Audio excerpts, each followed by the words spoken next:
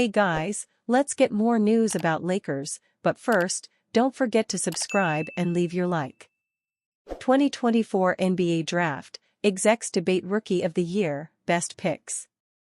NBA Summer League is often a tiny blip in the grand scheme of a player's career, or the fate of a draft class, but the NBA's annual gathering in Las Vegas again served as a showcase for incoming rookies, who debuted their talents in front of the league over an 11-day span. In the wake of the 2024 NBA Draft, one that was scrutinized by all 30 teams and went down to draft night with little palpable consensus for the top picks, including the Atlanta Hawks drafting Zachary Rizicher at number 1, we took the pulse of the league, feeling out early opinions after the majority of the rookie class took the floor in Vegas.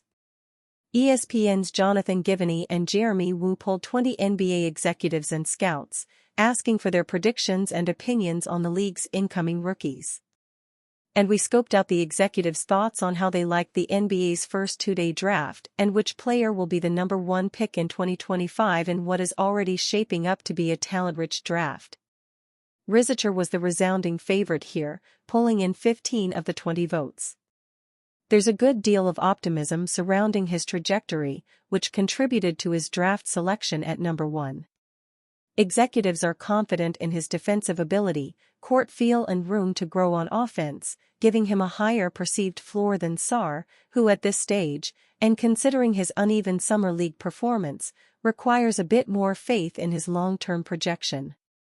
They were asking Sarr to do too much in Las Vegas and giving him freedom he shouldn't have, but I'm bullish on his outlook long-term overall, one voter said, making the case for Sarr's future.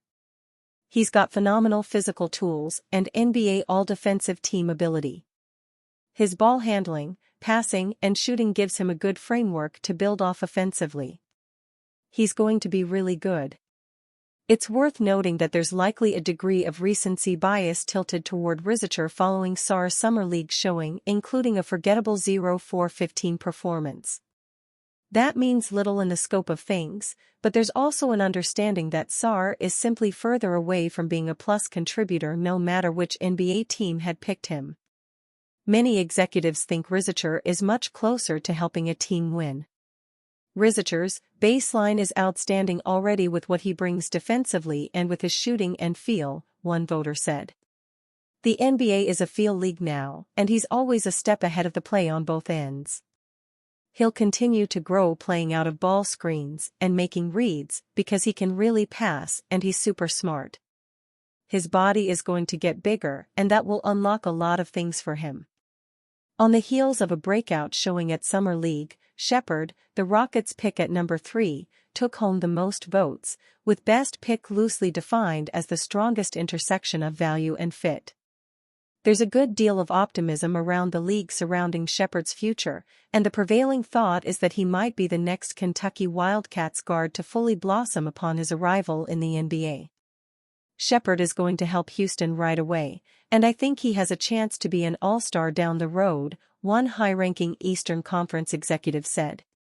Shepherd stood out in Las Vegas, looking comfortable as the Rockets' full-time point guard, after splitting duties off the bench in college, and averaging 20 points and 5.3 assists in his 4 games. The buzz in Las Vegas and optimism around his game was reflected in the voting. Coming in second in our polling was Klingon, who slid to pick number 7 with the Trailblazers in part because of the way the board fell. Several teams passed on the draft's top rim-protecting center to address other needs. I thought Klingon was a steal on draft night at 7, but the things he did defensively in Summer League were unreal with the impact he made, a different voter offered. Now they have him shooting trail and pick-and-pop threes. If he starts making those consistently, that's a game-changer with the way he can pass and protect the rim. San Antonio Spurs' Victor Wembanyama completely deserved to win every award in 2023-24, per Los Angeles Lakers star. To say that the San Antonio Spurs got their franchise star in Victor Wembanyama is an understatement because he surpassed everyone's lofty expectations this past season. The 21-year-old center, who plays for France in the ongoing Paris Olympics, won the NBA Rookie of the Year award and was a top 3 finalist for the NBA Defensive Player of the Year award. He finished second in the DPOY voting, although he made the NBA All-Defensive First Team. There are a handful of people who believe Victor Wembanyama should have won the NBA Defensive Player of the Year award, and one of them is Los Angeles Lakers guard D'Angelo Russell, who shared this sentiment during his latest interview with the Run Your Race podcast. He should have been Rookie of the Year, Defensive Player of the Year, Most Improved, All-NBA, MVP. Like, for real, he gon' do some ***T, Russell said via Clutch Points on X, formerly known as Twitter. Although Russell's statement was too much, there's no reason to think that Victor Wembanyama won't win any of the other NBA awards in his career soon because of his unlimited potential. If the San Antonio Spurs want to win more games next season, surrounding Victor Wembanyama with talent is a must. The San Antonio Spurs added Chris Paul and Harrison Barnes via free agency while re-signing Charles Bassey and Sandro Mamukelashvili to one-year deals this summer. They also stocked up during the 2024 NBA Draft, taking Stephon Castle in the first round, and Juan Nunez and Harrison Ingram in the second round. Trail Blazers trading $160 million Lakers target definitely the goal, reporter. One of the Los Angeles Lakers trade targets is Portland Trail Blazers wing Jerami Grant. The Trail Blazers reportedly plan to get rid of Grant in the next year, which could work in the Lakers' favor. The Oregonian's Aaron Fentress reported that the Trail Blazers will try to trade Grant in the next year. I would be surprised if Jerami or Anthony Simons, that one of the two is not moved. I was told that that's definitely the goal, that one of the two would probably be gone before training camp, Fentress said on Sacktown Sports 1140. Both being gone might be different. They obviously have time. They can wait until the trade deadline and see if someone else will offer more. The conundrum is what teams would want to acquire Grant knowing his current contract. He will enter the second year of a 5-year, $160 million contract. Because his contract is so expensive, teams may also not want to part with draft assets.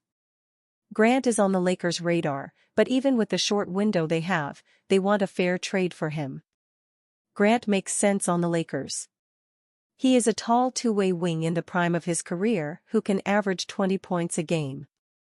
However, for that reason, the Trail Blazers won't get rid of him for nothing.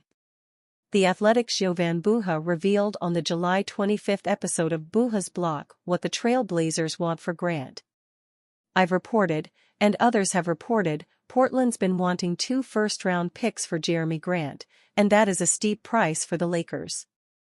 The Lakers don't have many first-round picks at their disposal at the moment. Hence, they're being cautious with who they would acquire in return for them. Buha also added that the Trail Blazers have no interest in D'Angelo Russell. I've heard Portland doesn't want D'Lo because they have a million guards anyway, Buha said. So, it just doesn't really make sense for them. Russell's appeal stems from that his contract will expire in 2025. Even so, the Trail Blazers have little use for him since they are in a rebuild, and their most promising young players, Shaedon Sharpe and Scott Henderson, play the same position. Reading the tea leaves, it looks like working out a trade for Grant will be tricky but not impossible. And you fan?